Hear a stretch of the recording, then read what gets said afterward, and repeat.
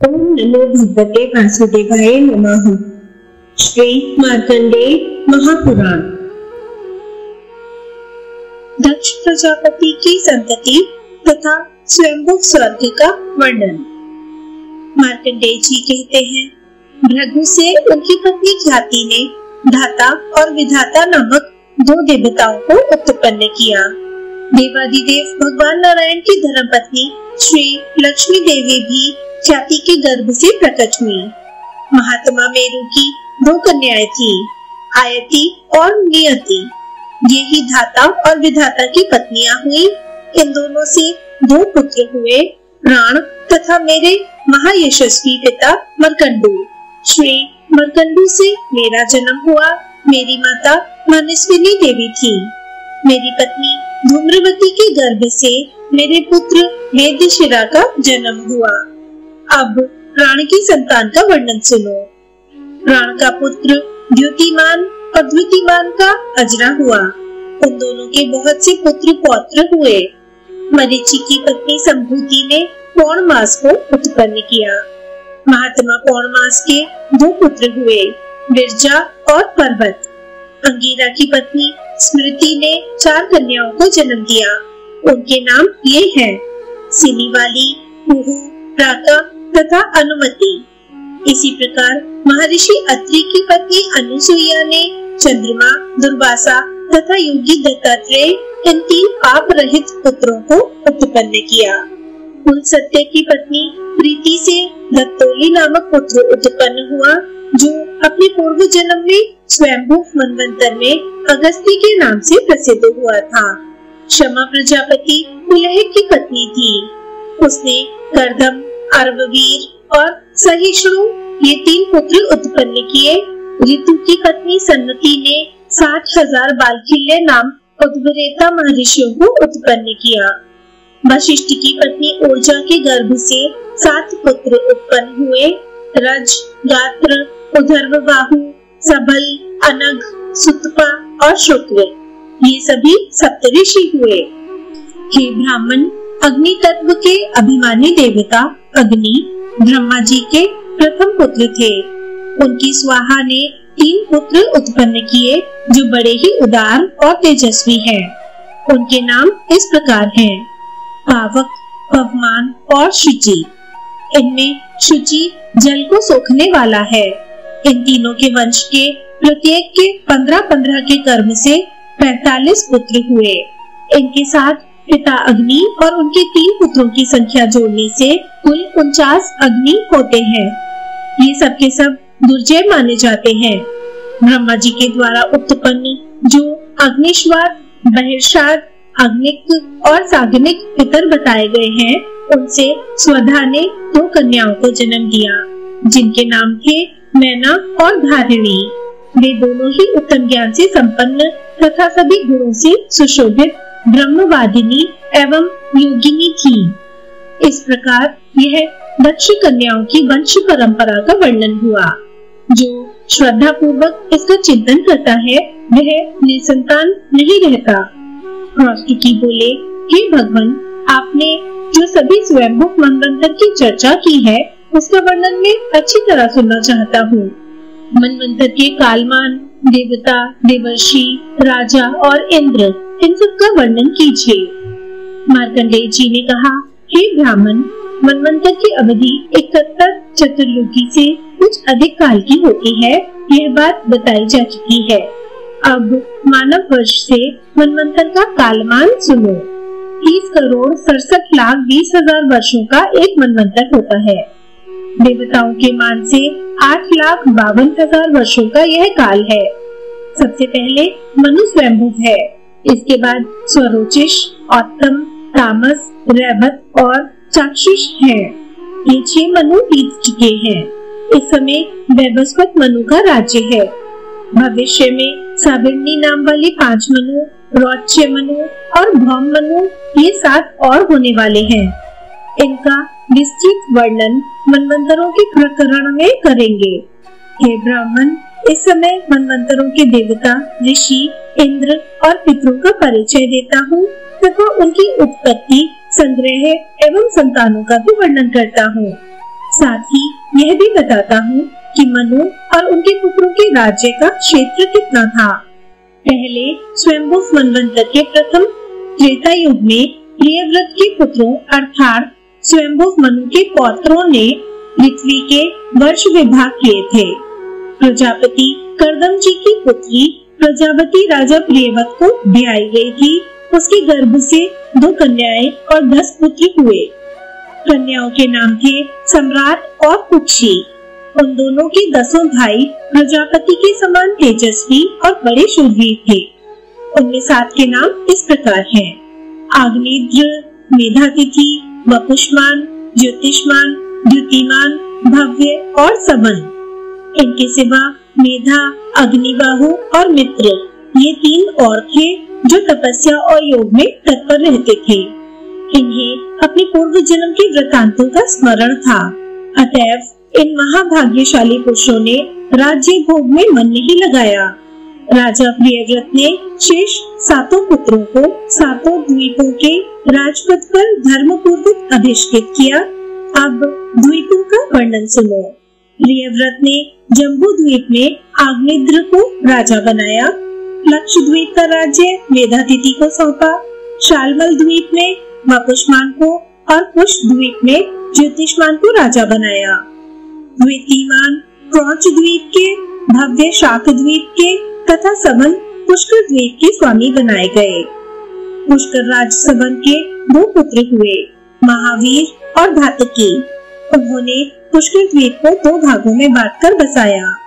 भव्य के 7 पुत्र थे। उनके नाम है जलद, कुमार, सुकुमार, वनीयक, कुशोत्तर, मेधावी और महाद्युम।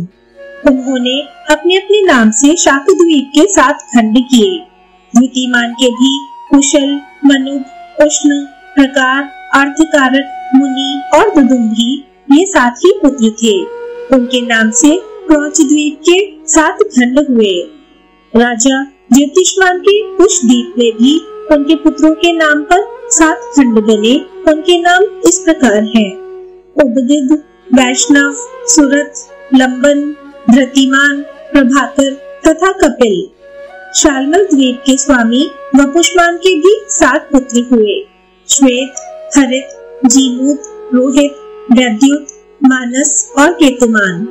इनके नाम पर भी पूर्ववत उक्त द्वीप के 7 खंड बनाए गए। लक्षद्वीप के स्वामी मेधातिथि के भी 7 पुत्र हुए और उनके नाम से लक्षद्वीप के भी 7 खंड बन गए। उन खंडों के नाम इस प्रकार हैं: शाकभव, शिशिर, सुखोदय, आनंद, शिव, शेमक तथा ध्रुव। लक्षद्वीप से लेकर शाकद्वीप तक के 5 द्वीपों में वर्णाश्रम धर्म विभाग पूर्वक स्थित है।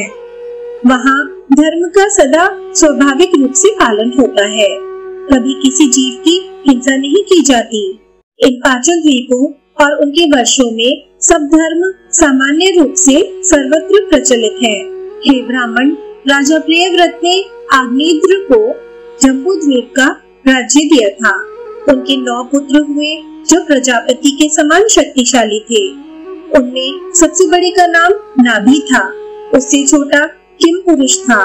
तीसरे का नाम हरि, चौथे का इलाव्रत, 5वें का रम्य, 6ठे का हिरण्यक, 7वें का कुरु, 8वें का भद्रिशव और 9वें का कुतुमाल था। इन पुत्रों के नाम पर ही जम्बू द्वीप के 9 खंड हुए। हिम वर्ष को छोड़कर शेष जो किम पुरुष आदि वर्ष हैं, उनमें सुख की अधिकता है और बिना यत्न किए स्वभाव से ही वहाँ सब कामनाओं की सिद्धि होती है। उनमें किसी प्रकार का विपर्य तथा जरा मृत्यु का कोई भय नहीं है और न वहाँ धर्म अधर्म अथवा उत्तम मध्यम अधम आदि का ही कोई भेद है। उन 8 वर्षों में न 4 युगों की व्यवस्था है न 6 ऋतुओं की।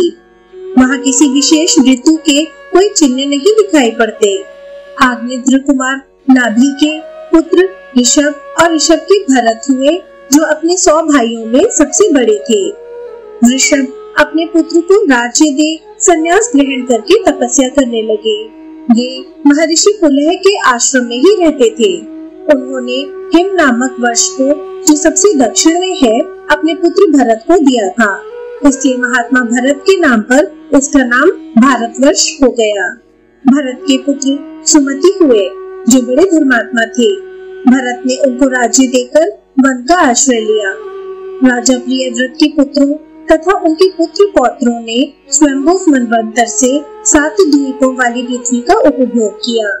हे द्विज श्रेष्ठ, यह मैंने तुम्हें स्वयंभुव मनवंतर की सृष्टि बताई। अब और क्या सुनाऊं? क्रौष्टुकी ने पूछा, हे ब्राह्मण, द्वीप, समुद्र, पर्वत और वर्ष कितने हैं तथा उनमें कौन कौन सी नदियां हैं? महाभूत और लोकालोक का प्रमाण क्या है? चंद्रमा और सूर्य का व्यास, परिमाण तथा गति कितनी है? हे महामुने, ये सब बातें मुझे विस्तार पूर्वक बताइए। मार्कंडेय जी बोले, हे ब्राह्मण, समूची पृथ्वी का विस्तार 50 करोड़ योजन है। अब उनके सब स्थानों का वर्णन करता हूँ, सुनो। हे महाभाग, जम्बू द्वीप से लेकर पुष्कर द्वीप तक जितने द्वीपों की मैंने चर्चा की है, उन सबका विस्तार इस प्रकार है। क्रमशः एक द्वीप से दूसरा द्वीप दुगुना बड़ा है। इसी क्रम से जम्बू द्वीप, प्लक्ष, शालमल, कुश, क्रौच, शाक और पुष्कर द्वीप स्थित हैं। ये क्रमशः लवण, इक्षु, सुरा, धृत, दही, दूध और जल के समुद्रों से घिरे हुए हैं। ये समुद्र भी एक की अपेक्षा दूसरे से दुगुने बड़े हैं। अब मैं जम्बू द्वीप की स्थिति का वर्णन करता हूँ। इसकी लंबाई चौड़ाई 1 लाख योजन की है। इसमें हिमवान, हेमकूट, निषद, मेरु, नील, श्वेत तथा श्रृंगी, ये 7 वर्ष पर्वत हैं। इनमें मेरु तो सबके बीच में है। इसके सिवा जो नील और निषद नामक 2 और मध्यवर्ती पर्वत हैं, वह 1 लाख योजन तक फैले हुए हैं। निषद से दक्षिण में तथा नील से उत्तर में 2 पर्वत हैं। उनका विस्तार क्रमशः 10-10 हजार योजन कम है, अर्थात हेमकूट और श्वेत 90-90 हजार योजन तक तथा हिमवान और श्रृंगी 80-80 हजार योजन तक फैले हुए हैं। वे सभी 2-2 हजार योजन ऊंचे और उतने ही चौड़े हैं। इस जम्बू द्वीप के 6 वर्ष पर्वत समुद्र के भीतर तक प्रवेश किए हुए हैं। इसकी पृथ्वी दक्षिण और उत्तर में नीची और बीच में ऊंची और चौड़ी है। जम्बू द्वीप के 3 खंड दक्षिण में है और 3 खंड उत्तर में। इनके मध्य भाग में इलाव्रत वर्ष है, जो आदि चंद्रमा के आकार में स्थित है। उसके पूर्व में भद्राशव और पश्चिम में केतुमाल वर्ष है। इलाव्रत वर्ष के मध्य भाग में सुवर्णमय मेरु पर्वत है, जिसकी ऊंचाई 84,000 योजन है। वह 16,000 योजन नीचे तक पृथ्वी में समाया हुआ है तथा उसकी चौड़ाई भी 16,000 योजन की है। वह शराब की आकृति के होने के कारण चोटी की ओर 32,000 योजन चौड़ा है। मेरु पर्वत का रंग पूर्व की ओर सफेद, दक्षिण की ओर पीला, पश्चिम की ओर काला और उत्तर की ओर लाल है। वह रंग क्रमशः ब्राह्मण, वैश्य, शूद्र तथा क्षत्रिय का है। मेरु पर्वत के ऊपर क्रमशः पूर्वादि दिशाओं में इंद्रादि 8 लोकपालों के निवास स्थान है। इनके बीच में ब्रह्मा जी की सभा है। यह मंडप 14,000 योजन ऊंचा है। उसके नीचे आधार रूप से 4 पर्वत हैं, जो 10-10 हजार योजन ऊंचे हैं। वे क्रमशः पूर्वादि दिशाओं में स्थित हैं। उनके नाम इस प्रकार हैं: मंदार, गंधमादन, विपुल और सुपार्श्व। इन चारों पर्वतों के ऊपर 4 बड़े बड़े वृक्ष हैं, जो ध्वजा की भांति उनकी शोभा बढ़ाते हैं। मंदराचल पर कदम्ब, गंधमादन पर्वत पर जम्बू, विपुल पर पीपल तथा सुपार्श्व के ऊपर बरगद का महान वृक्ष है। इन पर्वतों का विस्तार 1100 योजन का है। मेरु के पूर्व भाग में जठर और देवकूट पर्वत है, जो नील और निषद पर्वत तक फैले हुए हैं। निषद और पारियात्र, ये 2 पर्वत मेरु के पश्चिम भाग में स्थित हैं। पूर्व वाले पर्वतों की भांति ये भी नीलगिरी तक फैले हुए हैं। हिमवान और कैलाश पर्वत मेरु के दक्षिण भाग में स्थित हैं। वे पूर्व में पश्चिम की ओर फैलते हुए समुद्र के भीतर तक चले गए हैं। इसी प्रकार उसके उत्तर भाग में श्रृंगवान और जारूदी नामक पर्वत हैं। ये भी दक्षिण भाग वाले पर्वतों की भांति समुद्र के भीतर तक फैले हुए हैं। हे द्विजश्रेष्ठ, ये मर्यादा पर्वत कहलाते हैं। हिमवान और हेमकूट आदि पर्वतों का पारस्परिक अंतर 9-9 हजार योजन है। ये एलाव्रत वर्ष के मध्य भाग में मेरु की चारों ओर दिशाओं में स्थित है। गंधमादन पर्वत पर जो जामुन के फल गिरते हैं वे हाथी के शरीर के बराबर होते हैं। उनमें से जो रस निकलता है उससे जम्बू नाम की नदी प्रकट होती है, जहाँ से जम्बूनद नामक स्वर्ण उत्पन्न होता है। वह नदी जम्बू वृक्ष के मूलभूत मेरु पर्वत की परिक्रमा करती हुई बहती है और वहाँ के निवासी उसी का जल पीते हैं। भद्राश्व वर्ष में भगवान विष्णु हैग्रीव रूप से, भारतवर्ष में कश्यप रूप से, केतुमाल वृक्ष में वाराह रूप से तथा उत्तर पूर्व में मत्स्य रूप से विराजते हैं। हे द्विजश्रेष्ठ, मंदर आदि 4 पर्वतों पर जो 4 वन और सरोवर हैं, उनके नाम सुनो।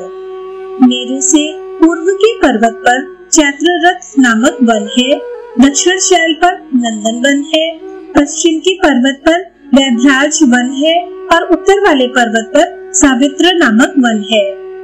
पूर्व में अरुणोद, दक्षिण में मानस, पश्चिम में शीतोद और उत्तर में महाभ्रद नामक सरोवर है। शीतार्थ, चक्रमुंच, कुलीर, सुकंकवान, मणिशैल, वृषवान, महानील, भवाचल, सुबिंदु, मंदिर, वेणु, तामस, निषद तथा दैवशैल, ये महान पर्वत मंदराचल से पूर्व दिशा में स्थित है। त्रिकुट, शिखरादरी, कालिंग, पतंगक, रुचक, सानुमान, ताम्रक, विशाखवान, श्वेतोदर, समूल, वसुधार, रत्नवान, एक श्रृंग, महाशैल, राजशैल, पिपाठक, पंचशैल, कैलाश और हिमालय, ये मेरु के दक्षिण भाग में स्थित है। सुरक्ष, शिशिराक्ष, वैदुर्य, पिंगल, पिंचर, महाभद्र, सुरस, कपिल, मधु, आंचन, कुकुट, कृष्ण, पांडोर, सहस्त्र शिखर, पारियात्र और श्रृंगवान, ये सभी पर्वत मेरु के उत्तम भाग में स्थित है। इन पर्वतों की कंदराएं बड़ी मनोहर हैं। हरे भरे वन और स्वच्छ जल सरोवर उनकी शोभा बढ़ाते हैं। वहाँ पुण्यात्मा मनुष्यों का जन्म होता है। हे द्विजश्रेष्ठ, ये स्थान इस पृथ्वी के स्वर्ग है। इनमें स्वर्ग से भी अधिक गुण है। यहाँ नूतन पाप पुण्य का उपार्जन नहीं होता। ये देवताओं के लिए भी पुण्य भोग के ही स्थान है। इन पर्वतों पर विद्याधर, यक्ष, किन्नर, नाग, राक्षस, देवता तथा गंधर्वों के सुंदर एवं विशाल वास स्थान है। वे परम पवित्र तथा देवताओं के मनोहर उपवनों से सुशोभित हैं। वहाँ के सरोवर भी बड़े सुंदर हैं। वहाँ सब ऋतुओं में सुख देने वाली वायु चलती है। इन पर्वतों पर मनुष्यों में कहीं वैमनस्य नहीं होता। इस प्रकार मैंने पत्रों से सुशोभित पार्थिव कमल का वर्णन किया है। भद्राशव और भारत आदि वर्ष चारों दिशाओं में इस कमल के पत्र हैं।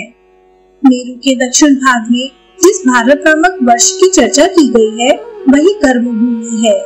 अन्य स्थानों पर पाप पुण्य की प्राप्ति नहीं होती। अतः भारत वर्ष को ही सबसे प्रधान समझना चाहिए, क्योंकि वहाँ सब कुछ प्रतिष्ठित है। भारत वर्ष से ही जीव स्वर्गलोक, मोक्ष, मनुष्यलोक, नरक, तिर्यक योनि अथवा और कोई गति जो चाहे प्राप्त कर सकता है। मार्कंडेय जी कहते हैं, हे द्विजश्रेष्ठ, विश्व योगी भगवान नारायण का जो ध्रुवाधार्य नामक पद है, उसी से त्रिपद गामिनी भगवती गंगा का प्रादुर्भाव हुआ है। वहाँ से चलकर वे सुधा की उत्पत्ति के स्थान और जल के आधारभूत चंद्रमंडल में प्रविष्ट हुई और सूर्य की किरणों के संपर्क में अत्यंत पवित्र हो मेरु पर्वत के शिखर पर गिरी। वहाँ उनकी 4 धाराएं हो गई। मेरु के शिखरों और तटों से नीचे गिरती बहती गंगा का जल चारों ओर बिखर गया और आधार न होने के कारण नीचे गिरने लगा। इस प्रकार वह जल मंदर आदि चारों पर्वतों पर बराबर बराबर बट गया। अपने वेग से बड़े बड़े पर्वतों को विदीर्ण करती हुई गंगा जी की जो धारा पूर्व दिशा की ओर गई, वह सीता के नाम से विख्यात हुई। सीता चैत्ररथ नामक वन को जो जल से आप्लावित करती हुई वरुणोद सरोवर में गई और वहां से शीतांत पर्वत तथा अन्य पहाड़ों को लांघती हुई पृथ्वी पर पहुंची। वहां से भद्राश्व वर्ष में होती हुई समुद्र में मिल गई। इसी प्रकार मेरु के दक्षिण गंधमादन पर्वत पर जो गंगा की दूसरी धारा गिरी, वह अलकनंदा के नाम से विख्यात हुई।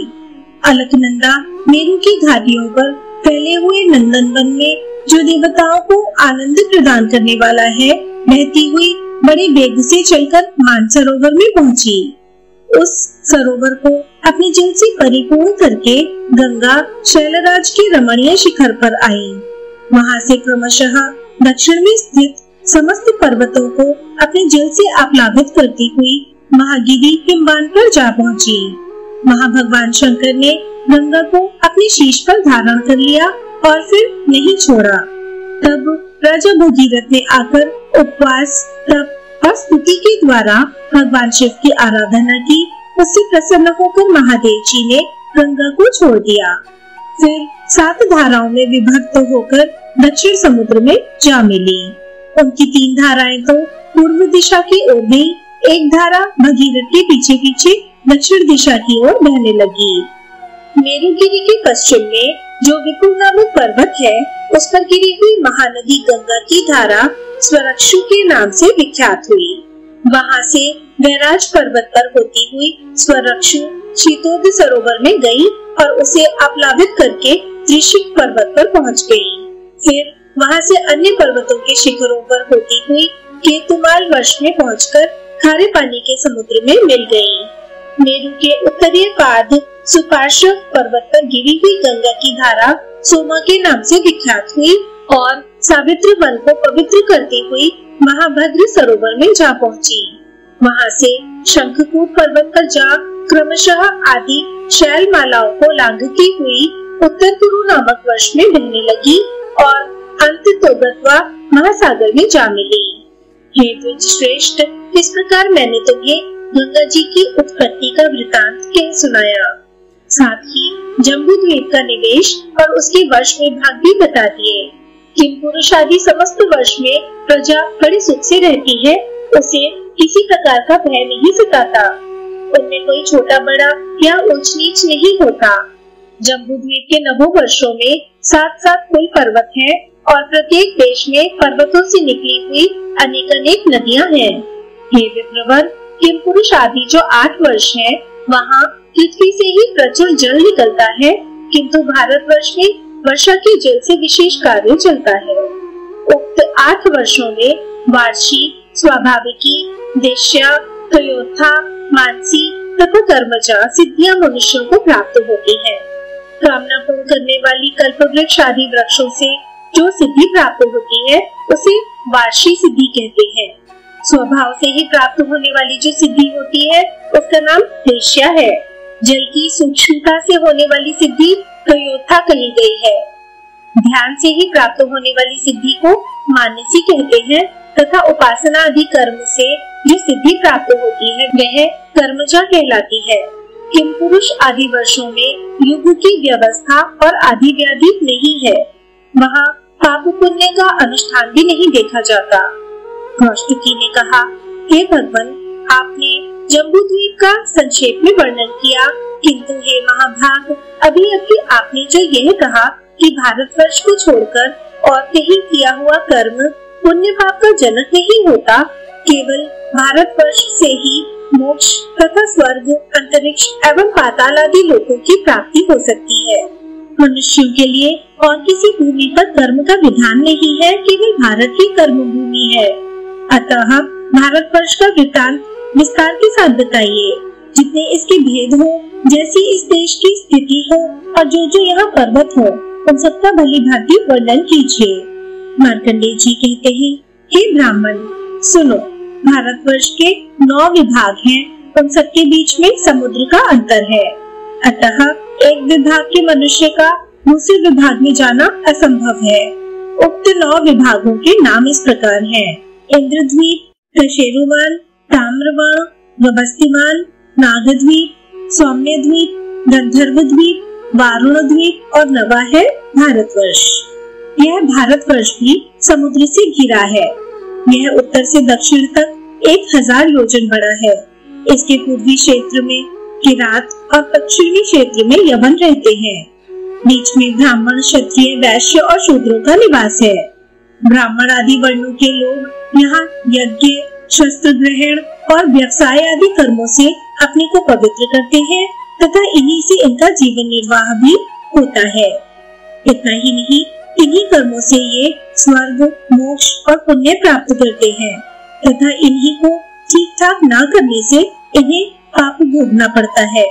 महेंद्र, मलय, सहा, शुक्तिमान, श्रक्ष, विंध्य और पारियात्र ये 7 ही यहाँ कुल पर्वत हैं।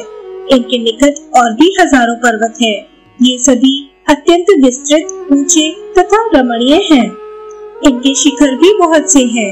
इनके सिवा कोलाहल, वेभराज, मंदर, दुर्दुराचल, वातस्वान, वैद्युत, वैनाक, स्वरस, तुंगप्रस्थ, नामगिरी, रोचन, पांडुराचल, पुष्पगिरी, दुर्जयंत, रैवत, अर्बुद, ऋष्यभूप, गोमंत, कूटशैल, कृत्स्मर, श्री पर्वत और चकोर आदि सैकड़ों पर्वत और हैं जिनसे मिले हुए मलेच्छ और आर्य जनपद विभाग पूर्वक स्थित हैं। वे लोग जिन श्रेष्ठ नदियों का जल पीते हैं उनके नाम सुनो: गंगा, सरस्वती, सिंधु, चंद्रभागा, यमुना, सतलज, झेलम, इरावती, कुहू, गोमती, धूतपापा, बाहुदा, दृष्टवती, विपाशा, देविका, रंशु, निश्चिरा, गंडकी, कौशिकी ये सभी नदियां हिमालय की तलहटी से निकली हुई है। वेद स्मृति, वेदवती, व्रतघनी, सिंधु, वेणा, सानंदा, सदानीरा, मही, पारा, चर्मणवती, मूती, विदिशा, वेतवा, क्षिप्रा तथा अवंती इन नदियों का उद्गम स्थान पारियात्री पर्वत है। महानद सोन, नर्मदा, सुरथा, अद्रिजा, मंदाकिनी, दर्शना, चित्रकूट, चित्तोत्पला, तमसा, कर्मोदा, पिशाचिका, पिप्पी, शोणी, विपाशा, मंजुला, सुमेरुजा, शक्तिमुति, सकुली, त्रिविधा क्रसो और वेगवाहिनी ये नदियां स्कंद पर्वत की शाखाओं से निकली हैं। क्षिप्रा, यशनी, निर्विंध्या, तापी, निषदवती, वेन्या, बैतरणी, सिनीवली, कुमुद्वती, कर्तोया, महागौरी दुर्गा तथा अंतः शिवा ये पुण्य सलिला कल्याणमयी नदियां विंध्याचल की घाटियों से निकलती हैं। गोदावरी, भीमरती, कृष्णवेणी, तुंगभद्रा, सुप्रयोग, भाय तथा कावेरी ये श्रेष्ठ सोहा पर्वत की शाखाओं से प्रकट हुई है। कृतमाला, ताम्रपर्णी, पुष्पजा और उपलावती ये मलयाचल से निकली हैं। इनका जल बहुत शीतल होता है। पितृसोमा, ऋषिकुल्या, इक्षुका, त्रिदिवा, लार्गुलिनी और वंशकरा ये महेंद्र पर्वत से निकली मानी जाती है। ऋषिकुल्या, कुमारी, मंदगा, मंदवाहिनी, कुशा और प्लाक्षिनी इनका उद्गम शुक्तिमान पर्वत से हुआ है। ये सभी साक्षात या परंपरा से समुद्र में मिली हैं। ये सब की सब जगत के लिए माता सदृश है। इन सबको पापहारिणी माना गया है। हे श्रेष्ठ, इसके अतिरिक्त और भी हजारों छोटी नदियां हैं जिनमें कुछ तो केवल वर्षा काल में बहती है और कुछ सदा ही बहने वाली है। मत्स्य, अश्वकूट, मूल्य, कुंतल, काशी, कोसल, अर्चुद, अर्कलिज्र, मलक और व्रत ये प्रायः मध्य प्रदेश के जनपद कहे गए हैं।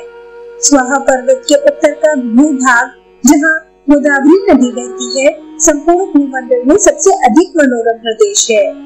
वहीं महात्मा भार्गव का मनोहर नगर गोवर्धन है।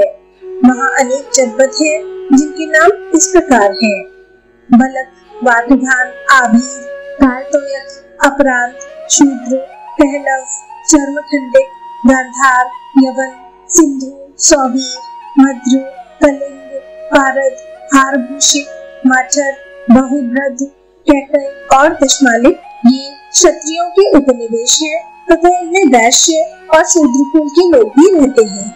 काम्भोज, दरद, बर्बर, हर्षवर्धन, चीन, तुषार, बहातोदर, आत्रेय, भारद्वाज, पुष्कर, दशरथ, लंपाक, शूलकार, चुलिक, जागुड़, औषध और अनुभद्र ये सब किरातों की जातियां हैं। तामस, हंसमार्ग, काश्मीर, गंडराष्ट्र, शूलिक, कुहक, ओना तथा दारगो ये समस्त देश उत्तर में स्थित है। अब पूर्व देशों का वर्णन सुनो। अभ्रारक, मुद्गरक, अंतगिरी, वाहेगिरी, वानर, रंगेर, मालद, मलवर्तिक, ब्रह्मोत्तर, प्रविजय, भार्गव, शेषमल्लक, प्रागज्योतिष, मद्र, मिथिला, ताम्रलिप्तक, मलल, मगध और गोमंत ये पूर्व दिशा के जनपद हैं। अब दक्षिण दिशा के जनपद बताए जाते हैं।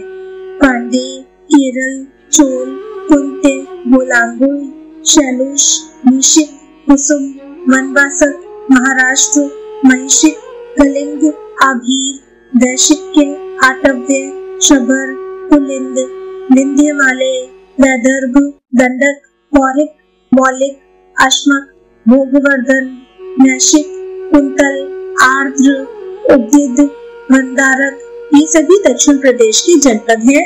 अब उपरांत देशों के वर्णन सुनो।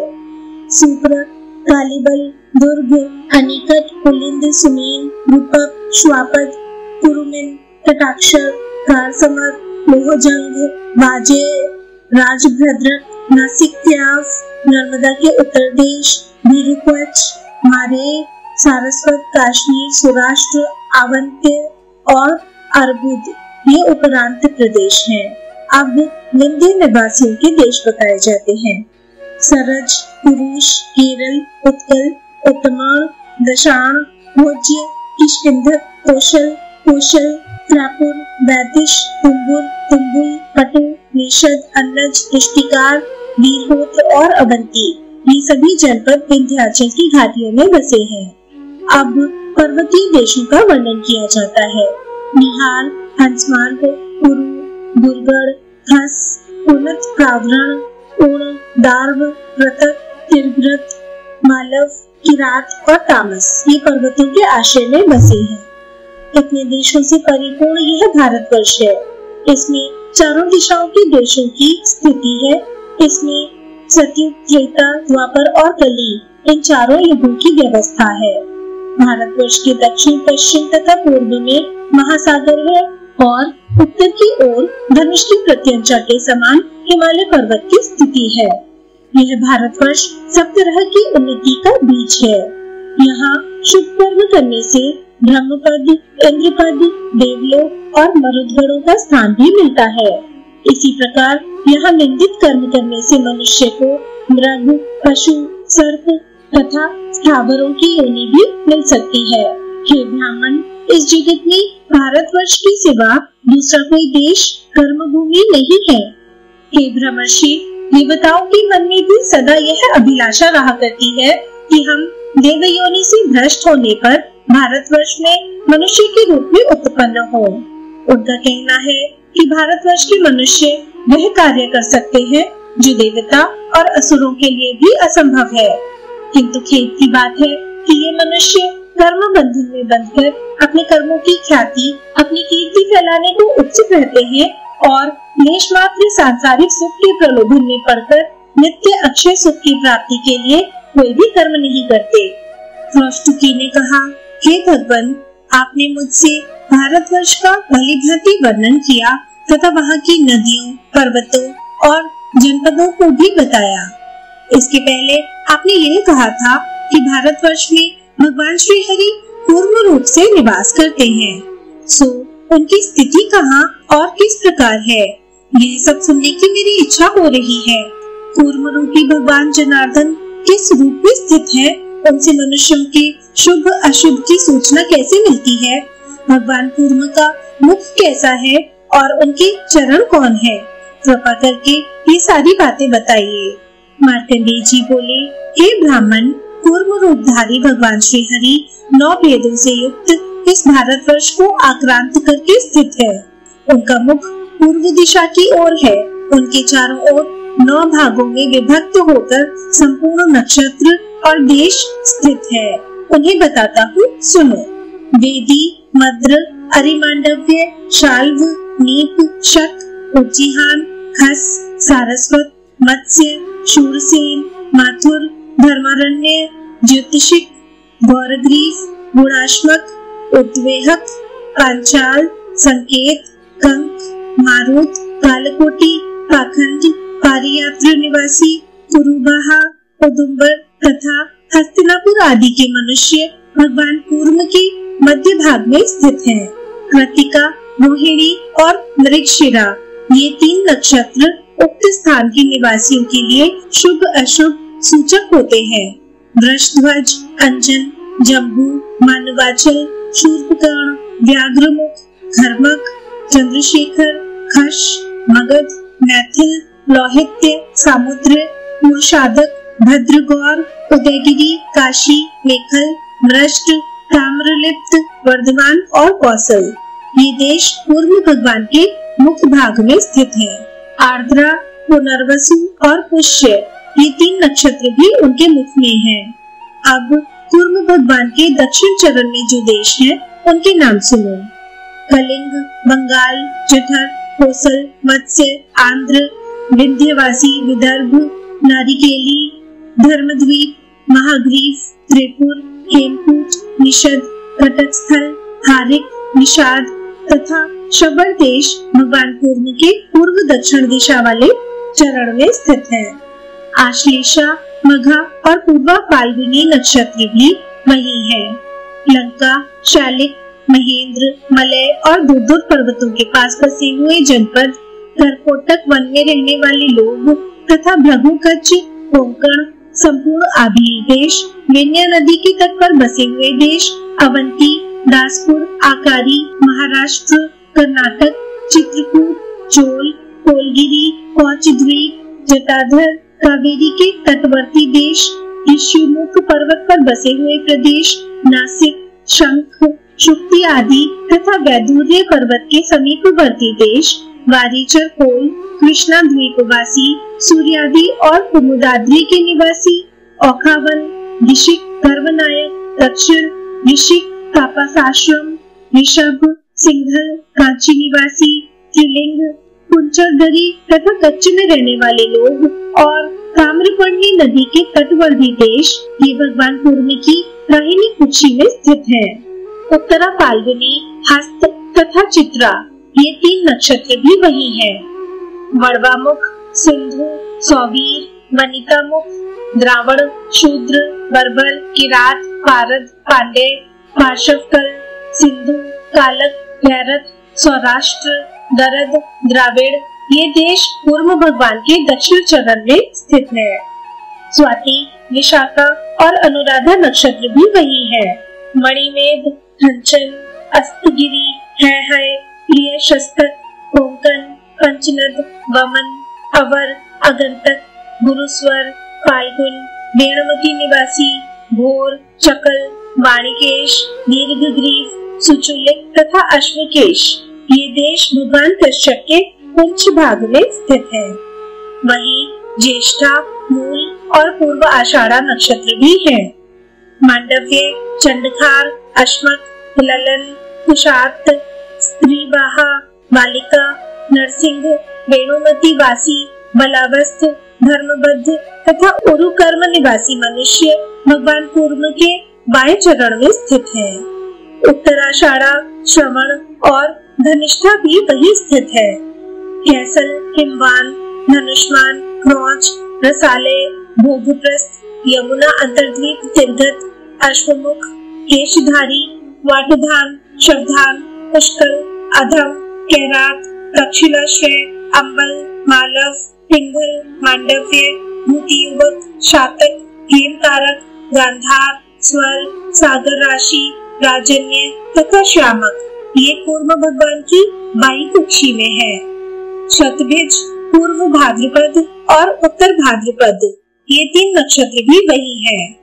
किन्नर, राज्य, पशुपालन, कीचक, अभिसार्जन, दरय, पुरच, एकपाद, खश, मोश, स्वर्ग, भौम, यवन, त्रिनेत्र, कौरव तथा गंधर्व ये कश्यप भगवान के पूर्व उत्तर वाले चरण के आश्रित हैं। रेवती, अश्विनी और भरणी भी वही हैं। हे विप्रवर, उक्त देशों में क्रमशः यही नक्षत्र ऐसे हैं जिनके कारण मनुष्यों को पीड़ा होती है, अर्थात जब इनके साथ दुष्ट ग्रहों का योग होता है तो ये उनसे प्रभावित होकर प्रजा को कष्ट देते और उत्तम ग्रहों से योग होने पर ये वहाँ के मनुष्यों को अभ्युदय की प्राप्ति कराते हैं। जिस नक्षत्र राशि का जो स्वामी है उसी के अशुभ भाव में रहने पर उस देश के लोगों को कष्ट होता है और वही ग्रह जब उच्च स्थान में होता है तो शुभ फलों की प्राप्ति होती है। नक्षत्रों और ग्रहों से होने वाला शुभ अशुभ फल सामान्य रूप से सब देशों में सभी मनुष्यों को प्राप्त होता है। यदि अपने नक्षत्र खराब हो अथवा जन्म के समय ग्रह अशुभ स्थानों पर पड़े हो तो मनुष्य को कष्ट भोगना पड़ता है। यह बात प्रत्येक के लिए सामान्य रूप से लागू होती है। इसी प्रकार यदि नक्षत्र और ग्रह अच्छे पड़े हो तो उसका फल शुभ होता है।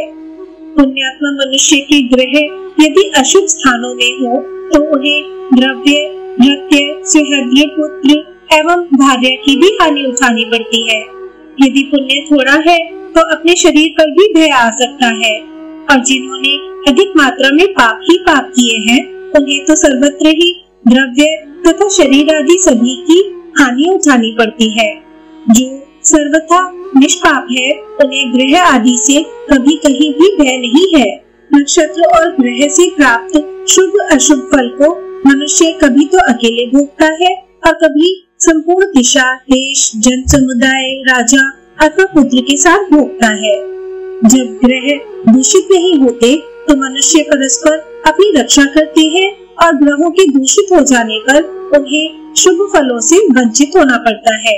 यहाँ पूर्व भगवान के विग्रह में जो नक्षत्रों की स्थिति बताई गई है वे नक्षत्र उन देशों के लिए सामान्य रूप से शुभ या अशुभ होते हैं।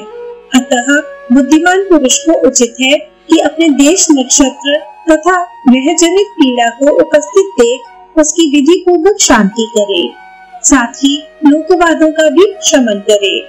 आकाश में देवताओं तथा दैत्य आदि के जो शत्रु पृथ्वी पर गिरते हैं उन्हें लोक में लोकवाद कहा गया है। विद्वान पुरुष उन सबकी शांति करे, लोकवादों की कभी भी उपेक्षा न करे, क्योंकि उनकी शांति करने से ही उनके द्वारा प्राप्त होने वाले भय का निवारण होता है। लोकवादों और ग्रहों के अनुकूल होने पर शुभ फल का उदय एवं पाप का नाश होता है तथा प्रतिकूल होने पर वे बुद्धि एवं धन आदि का भी नाश कर डालते हैं। अतः उनकी शांति के लिए दोषों का त्याग तथा उपवास करें। देवस्थानों तथा देव वृक्षों को प्रणाम करना भी उत्तम माना गया है। जब होम, दान और स्नान करें तथा क्रोध को त्याग दें। विद्वान पुरुष किसी से भी द्रोह न करे, सब प्राणियों के प्रति मित्र भाव रखे, दुर्वचन न कहे और बढ़ चढ़कर बातें न बनावे। इस प्रकार मैंने भारतवर्ष में स्थित भगवान कूर्म के स्वरूप का वर्णन किया। वे अचिंत्यात्मा नारायण है, उन्हीं में संपूर्ण जगत की स्थिति है। उन्हीं में संपूर्ण देवता और नक्षत्र मंडल है। उन्हीं के भीतर अग्नि, पृथ्वी और सोम है। मेष आदि 3 राशियां भगवान कूर्म के मध्य भाग में है। मिथुन और कर्क मुख में स्थित है। पूर्व और दक्षिण वाले चरण में कर्क तथा सिंह है। सिंह, कन्या और तुला ये 3 राशियां उनकी कुक्षी में है। तुला और वृश्चिक दक्षिण पश्चिम वाले चरण में है। पृष्ठ भाग में वृश्चिक और धनु स्थित है। वायव्य कोण वाले चरण में धनु, मकर और कुंभ है। उत्तर कुक्षी में कुंभ और मीन की स्थिति है तथा ईशान कोण वाले चरण में मीन और मेष राशि है। ये ब्राह्मण भगवान कूर्म के श्री विग्रह में संपूर्ण देश स्थित है। उन देशों में नक्षत्र है, नक्षत्र में राशियां हैं और राशियों में ग्रहों की स्थिति है। अतः ग्रह नक्षत्रों में पीड़ा होने पर देशों में भी पीड़ा होती है, ऐसा जानना चाहिए। इसकी शांति के लिए विधिवत स्नान करके दान होम आदि का अनुष्ठान करना चाहिए। मार्कंडेय जी कहते हैं, इस प्रकार मैंने भारतवर्ष का यथावत वर्णन किया। इस देश में ही सतयुग, त्रेता, द्वापर और कलयुग इन 4 युगों तथा 4 वर्णों की व्यवस्था है। अब शैलराज देवकूट के पूर्व जो भद्राश्व वर्ष है उसका वर्णन सुनो। वहाँ श्वेत पर्ण, नील पर्वत, श्रेष्ठ शैवाल, क्रौच तथा पर्णशालाग्र ये 5 कुल पर्वत हैं। इनसे उत्पन्न हुए और भी अनेक छोटे छोटे पर्वत हैं। उनसे लगे हुए अनेक प्रकार के हजारों जनपद हैं, जिनके नाम कुमुद, संकाश, शुद्ध, सानु और सुमंगल आदि हैं। सीता, शंखावती, भद्रा तथा चक्रवर्ती आदि वहाँ की नदियां हैं, जिनके पाट बहुत विस्तृत हैं। उनका जल बहुत ठंडा होता है। भद्राश्व वर्ष के सब मनुष्य शंख तथा शुद्ध स्वर्ण के समान कांतिमान होते हैं।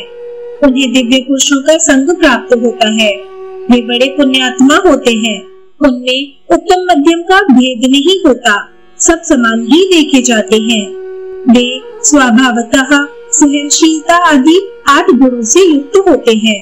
वहाँ 4 भुजाधारी भगवान विष्णु हयग्रीव रूप में विराजमान रहते हैं। वे मस्तक, हृदय, लिंग, चरण, हाथ और 3 नेत्रों से सुशोभित हैं। उन जगदीश्वर के अंगों में भी पूर्ववत देशों की स्थिति जाननी चाहिए। अब उससे पश्चिम में स्थित केतुमाल वर्ष का वर्णन सुनो। वहाँ विशाल कंबल, कृष्ण, जयंत, हरिपर्वत, विशोक और वर्धमान ये 7 पर्वत हैं। इनके सिवा और भी अनेक पर्वत हैं जहाँ लोग निवास करते हैं। उस देश में मौली, महाकाय, शाकंभरी तथा अंगुल आदि सैकड़ों जनपद हैं।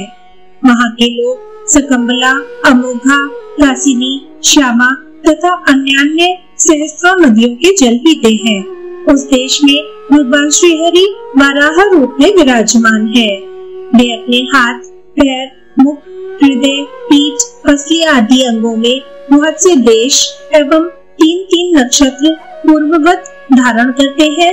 नक्षत्र भी पहले की भांति उन देशों के लिए शुभ अशुभ सूचक होते हैं। हे मुनि श्रेष्ठ, यह मैंने केतुमाल वर्ष के विषय में कुछ बातें बताई हैं। अब उत्तर कुरु वर्ष का वर्णन सुनो।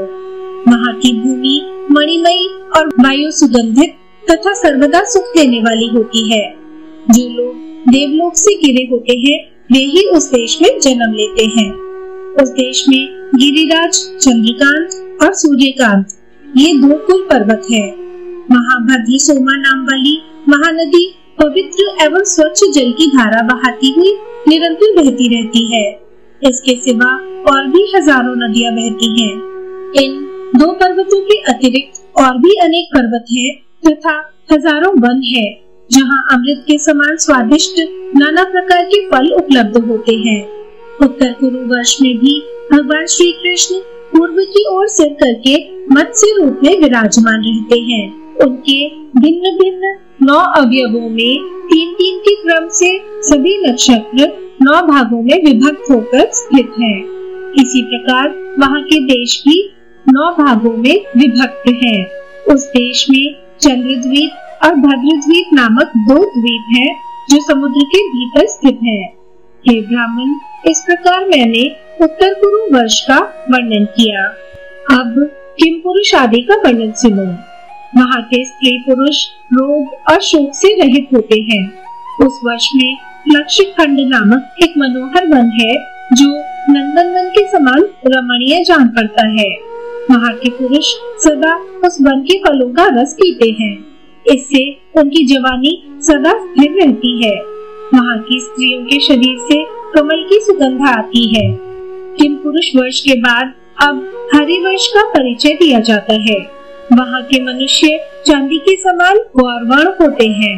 देवलोक से घिरे होने के कारण उन सबका स्वरूप देवताओं के ही समान होता है। हरि वर्ष के सभी मनुष्य उत्तम इक्षुरस का पान करते हैं। वहाँ किसी को वृद्धावस्था का कष्ट नहीं भोगना पड़ता। ये सब के सब अजर होते हैं, जब तक जीते हैं निरोग रहते हैं। अब जम्बूद्वीप के बीच में स्थित ईलाव्रत वर्ष का वर्णन सुनो। इसे मुरु वर्ष भी कहा गया है। महासूर्य नहीं तपता और मनुष्यों को वृद्धावस्था नहीं सताती। चंद्रमा, सूर्य, नक्षत्र और ग्रहों की किरणें यहाँ प्रकाश में नहीं आती, क्योंकि स्वयं मुरु पर्वत की प्रभा उन सबकी अपेक्षा बढ़कर होती है। वहाँ के मनुष्य जामुन के फल का रस पीते और कमल की सी कांति धारण करने वाले के समान सुगंधित एवं कमल दल के सदृश विशाल नेत्रों वाले होते हैं। ईलाव्रत वर्ष के मध्य में मेरु पर्वत की स्थिति है। वह मिट्टी के बर्तन के समान नीचे पतला और ऊपर चौड़ा होता गया है। उस वर्ष में महागिरी मेरु ही एक पर्वत है और उसी से ईलाव्रत वर्ष की प्रसिद्धि हुई है। इसके बाद रम्यक वर्ष का वर्णन करता हूँ, सुनो। वहाँ हरे पत्तों से सुशोभित एक ऊंचा बरगद का वृक्ष है। उसी के फल का रस पीकर वहाँ के निवासी जीवन निर्वाह करते हैं। वे जरा और दुर्गंध से रहित तथा अत्यंत निर्मल होते हैं। एक दूसरे के प्रति प्रगाढ़ प्रेम ही उनका प्रधान गुण है। उसके उत्तर में हिरण्य नामक वर्ष है, जहाँ प्रचुर कमल वनों से सुशोभित हिरण्यवती नाम की नदी बहती है। वहाँ के मनुष्य बहुत बड़े बलवान, तेजस्वी, यक्ष के समान सुंदर, महान, पराक्रमी, धनवान तथा नेत्रों को प्रिय लगने वाले होते हैं। ओम नमो भगवते वासुदेवाय नमः। ऐसी पुराण कथाओं का आनंद लेने के लिए चैनल को लाइक, शेयर और सब्सक्राइब करें।